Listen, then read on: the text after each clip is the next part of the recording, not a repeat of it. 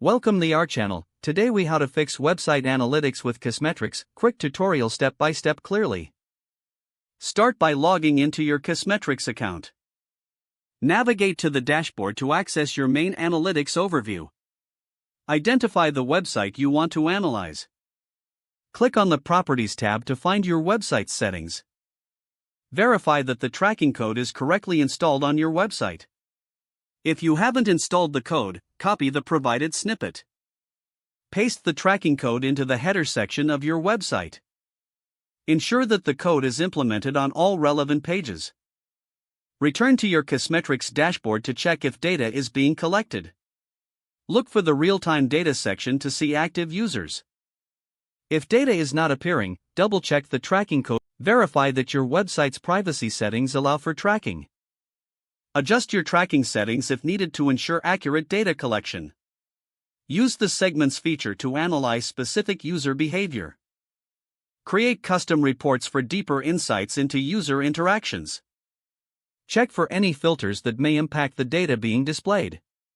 Regularly revisit your dashboard for ongoing performance monitoring. Make adjustments to your marketing strategies based on the collected data. Continuously optimize your Kissmetrics setup for improved analytics. Stay updated with any new features or changes in Kissmetrics for better usage. If the page does not load, refresh the browser or try again in a private or incognito window. Make sure you are using the correct email address, then retype it carefully to avoid small typos. If your password is not accepted, use the reset option and create a new strong password you can remember. Check your spam folder for verification or security emails, then complete any requested confirmation steps. Enable two-factor authentication if available to improve account security and reduce unauthorized access risk. After signing in, review your profile details so your contact information and settings are accurate and current. If you see an error message, note it down and try again after restarting your device and internet connection.